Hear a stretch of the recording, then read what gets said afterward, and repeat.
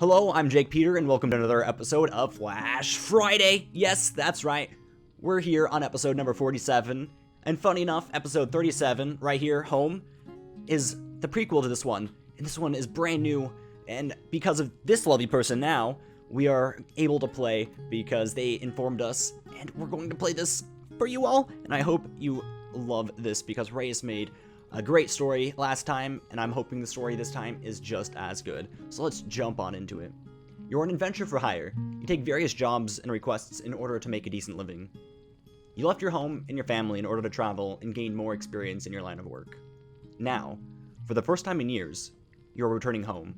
You've traveled far on your adventures, and you are a long way from home. The road is arduous and full of danger. Various creatures and demons prey on travelers. Only the most wealthy people would be able to afford safe transport. Everyone else undertaking the journey must do so on foot. You know all of this, but all that matters to you is getting home. The long journey and the danger are worth it. Early one morning, you pack what few belongings you have and head for the town market to pick up supplies for the journey. After stocking up on rations and other necessities, you begin your journey home. The first day passes without much happening. There are no other travelers on the road, and you are too close to civilization for there to be any stray demons or monsters roaming around. That night, you happen across a campfire, and a lone traveler sitting next to it, seemingly lost in thoughts. Okay, let's move with velocity. Oh, greetings, I didn't expect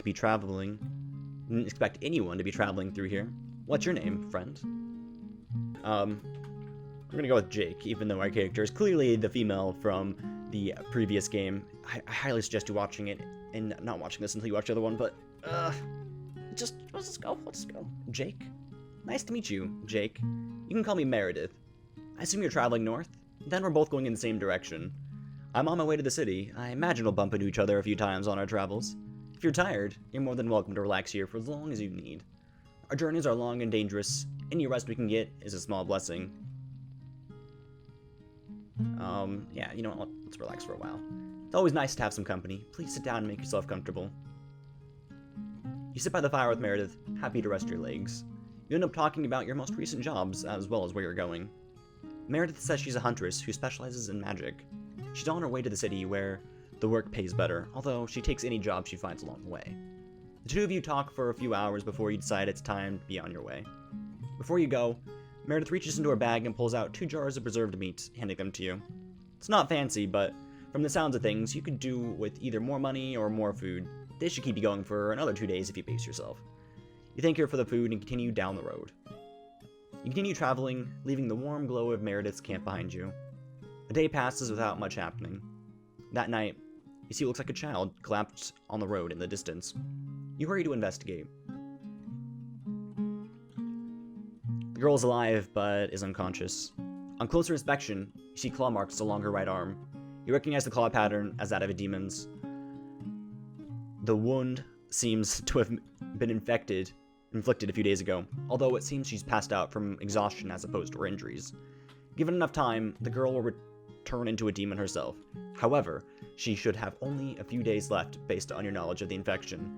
You don't have the skill or knowledge needed to make a cure for it, but you can at least make a basic potion to give her back her strength. You set off towards a nearby forest to find the herbs you need to prepare the potion. Okay. Controls. Up to jump, it seems. Oh, I gotta click. A and D and left, right arrows to move. Oh, we can attack. Spacebar is stuff to jump. KRS, right click to dodge. The dodge can be used to cover more distance and dash through enemies. Okay.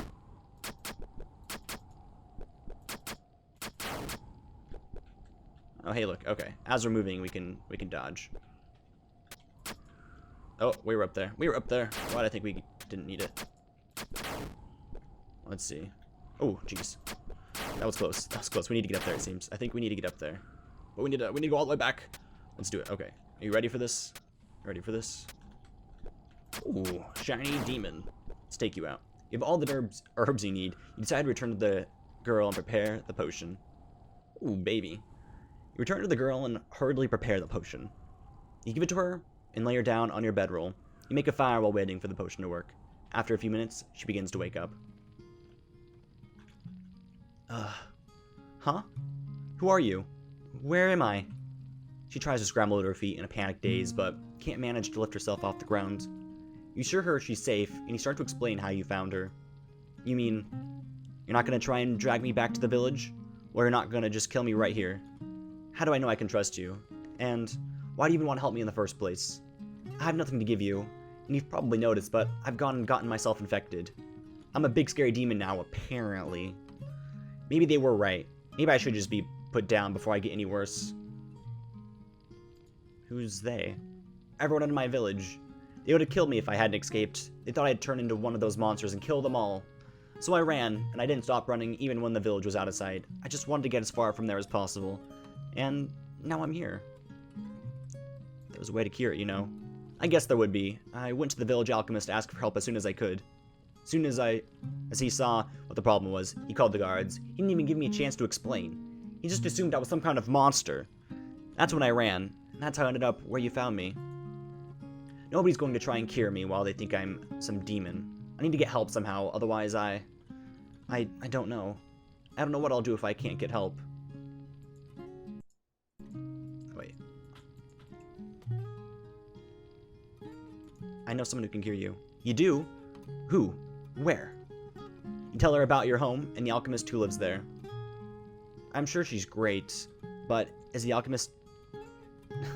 I'm sure she's great, but so is the alchemist in my village. How do you know she won't try to have me killed as well? She won't save me from the exact same infection. What? You've been infected before? You mean, you've been through all of this? Tell her how your father tried to keep your sickness hidden to protect you, and about the adventurer who saved you both from a mob of villagers.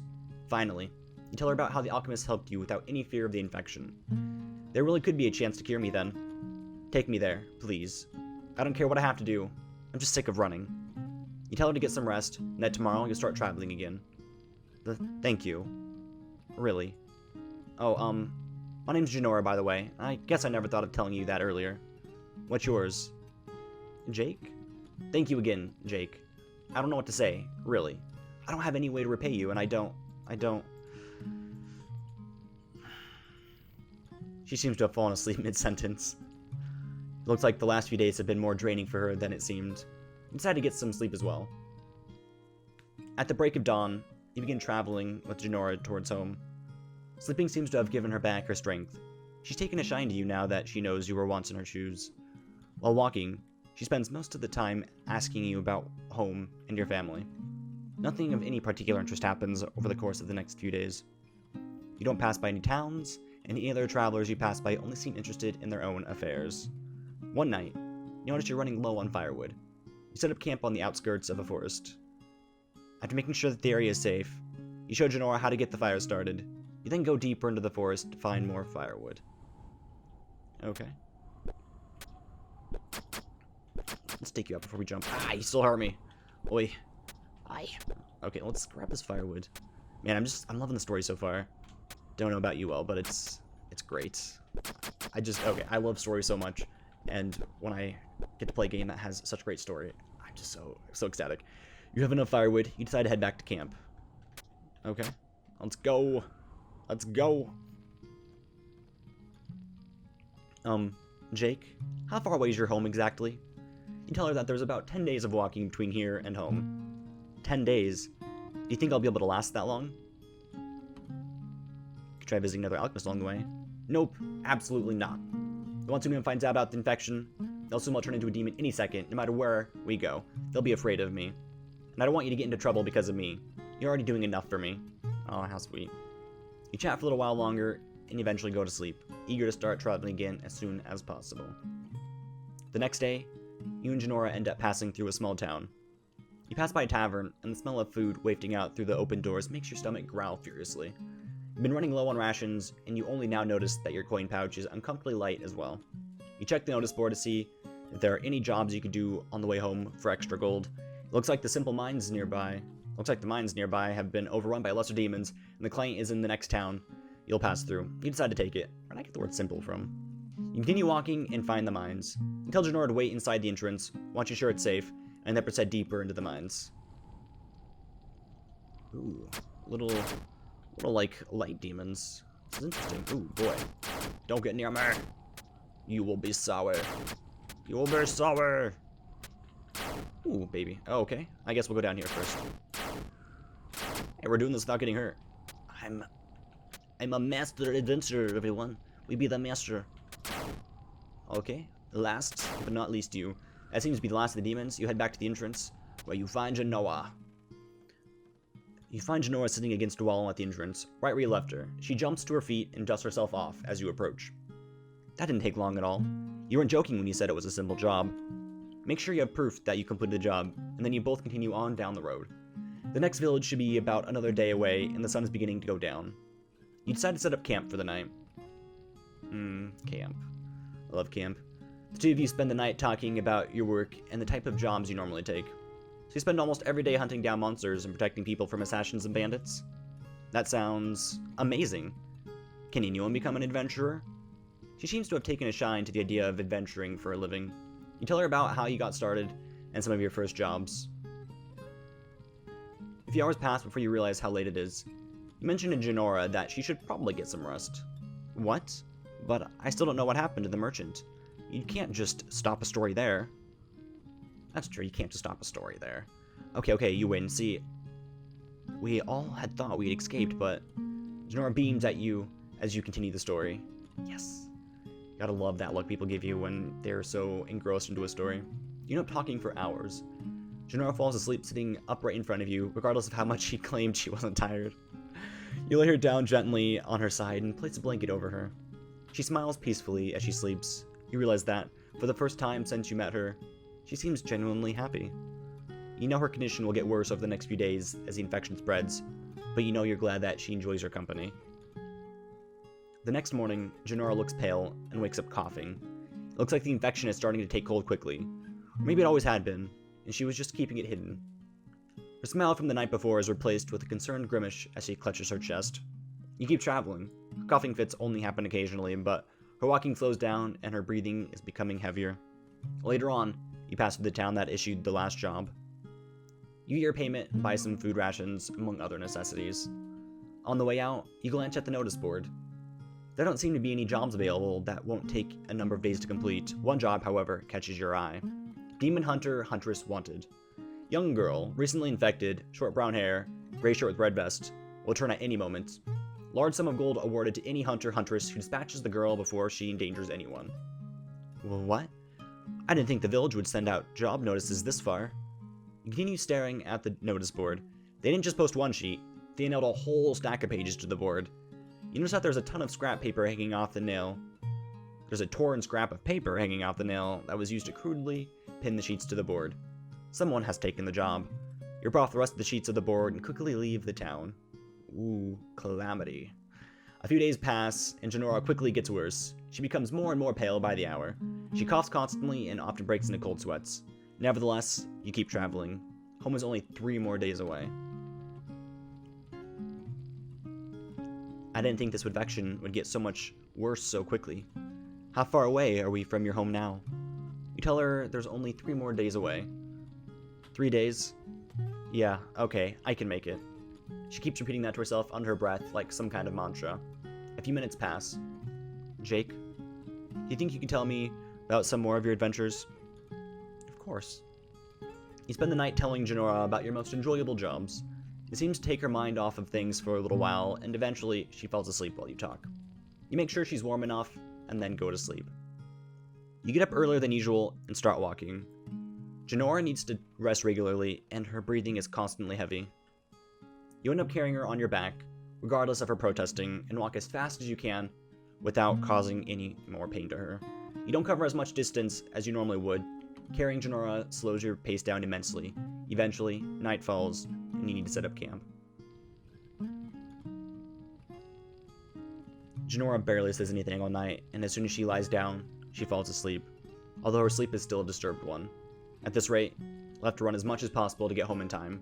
You decide to sleep earlier than usual. You'll need the extra energy for the coming days. You get up at the break of dawn and continue walking. You sling Genora over your back and start walking as fast as possible. She looks at her surroundings through half-open eyes and seems to be unaware of what's going on around her.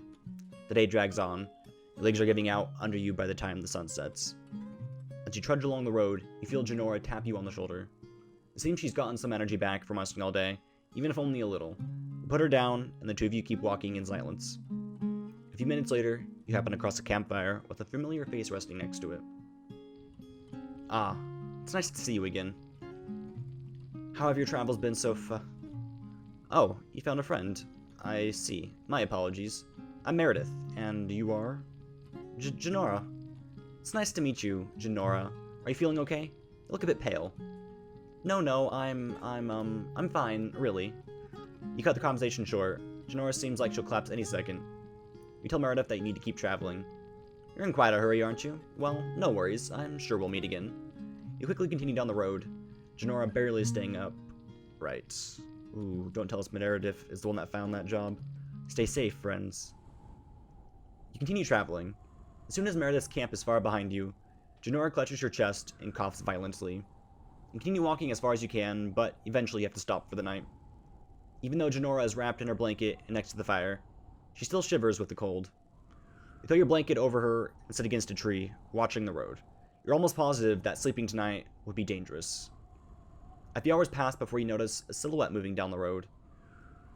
They seem to be glancing around, looking for something or someone, and you think you can guess who it is.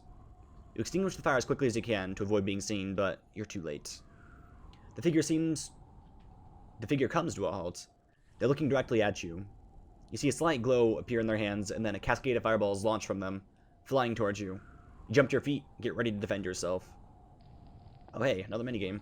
Okay, let's do this. Fireballs, come at me. Okay. The loud ones. They be loud. Where are they coming from? Oh boy. We're getting hit. Ah! We're hit like once or twice. Oh boy. Okay, we got some major third-degree burns. That's the end of the barrage. You quickly try to find where the attacker is gone. Yeah, where did Meredith go? You sprint out onto the road, catching a glimpse of the assailant running over a hill. Although your legs were weak from earlier, the adrenaline pumping through you makes you feel like you can run for days. You catch up to the mage. As you suspected, it's Meredith. She tries to run as you approach. It seems she's only suited to fighting from a distance. You catch up quickly and tackle her to the ground. Ah, Jake. We meet again, it seems. You tell her to explain herself, placing your sword to her throat. It's simple. She'll turn into a monster any day now, or any second by the look of things. Killing her while she's weak is for the greater good. If I can pocket some extra gold while doing so, then all the better. You become too attached to her to see that she's a threat. Explain to her that it can be cured. Ah, yes. You've done an excellent job of that so far, it seems. What if you can't get this cure in time? What if she turns? Would you be willing to put her down if it came to that? Do what I have to, but only if I have to. You seem naive to be a good liar. If what you say is true, then I'll put my trust in your judgment. Although, we have another problem that needs addressing. What will you do with me now? I've lost this little confrontation, it seems. I'm curious to see how you handle the situation. Ooh. The player in me wants to kill her, but the human in me wants to spare her. You cut Meredith's throat. She clutches at the wound and gasps for a few seconds, but eventually her arms collapse by her side and she remains still. Okay. We didn't need people like Meredith in this world trying to kill Janora, please. You can rest assured that there will be no more obstacles between here and home, other than the distance. You rush back to the camp. You're surprised to see that it's almost dawn. Janora seems to have fallen unconscious, and her heart is barely beating. You don't have much time left. The adrenaline from earlier is still flowing through you. You haul Janora onto your back and break into a sprint. The adrenaline only lasts so long. Eventually, you feel your legs threatening to give out from beneath you. Still, you keep on running. You wade through rivers and sprint over hills, all while your body screams at you to stop. You keep on running. After what feels like an eternity, you approach a familiar town.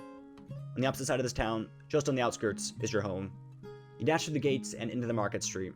It's full of people. And if you didn't know this town so well already, you would get lost in the crowd. You barge straight through the crowd, not caring who or what you hit along the way. You break out of the swarm of people and keep running, going towards the north exit. You reach the gates and sprint into the forest on the outskirts. Finally, in the sun-soaked forest clearing, you see it. You see your home. You slam into the front door, shouting for the alchemist. The door opens, and you're greeted by 3 familiar faces. You barge through them, taking no time for greetings, and put Janora on the table. all while explaining the situation to everyone between each breath. You collapse to your knees next to the table, your legs finally giving way. The alchemist gestures to the others to get things set up, and proceeds to make the same potion she made for you all those years ago. You try standing up to help, but you find your vision going blurry. Soon after, you pass out. At least you made it home. Eventually, you regain consciousness. The first thing you notice is how much pain your legs are in, and countless stinging sensations from burns you suffered during Meredith's attack. Yeah, that hurt. She tried to kill us too. I guess that was more okay that we did kill her. The thoughts don't stay with you long, however. Next thing you notice is the soothing warmth of a nearby fireplace and the chatter of voices. But she'll definitely be okay, right? Absolutely. My daughter is tougher than you know. He's right. She's too modest to say so herself, but I've seen her pull through some of the worst injuries I've ever seen. A few burns and sore legs are nothing to Jake. I really do need to teach her how to make the cure for the infection, though. I swear, if she knew that when she found you, Janora, there wouldn't have been any problems whatsoever. That girl needs to catch up on her alchemy. I blame you for her being distracted with all this adventuring. Hey, it's not my fault she prefers actual excitement and adventures over staying in all day brewing potions. You do realize you're arguing over my daughter's career choice. My daughter, who seems to have no interest in smithing at all, I might add. A smile spreads across your face as you hear everyone laughing. You sit up slowly and open your eyes. Hey, she's awake! Welcome home. The end. Bravo, bravo. That was another great game, and I am so happy about the sequel. This was definitely another great game. Definitely rate it 5 out of 5. If you want to see what the other options lead to, I have a link down in the description for you to go play the game yourself. I highly suggest it. It's such a great story. It took us about like what, maybe 20-ish minutes. I'm so happy with it, and I look forward to another sequel if Reyes does indeed come out with another one. But hey, I take my suggestions from all of you all, and I take them from the comment section below, so please leave a one for me to play in the future for what you'd like to see. I do these every Friday, and I do other stuff as well, so subscribe if you want to see more content, and make sure you like as well to help spread that positivity in this world. You know, you gotta be the adventurer here. So, until next week, everyone, let's high five out.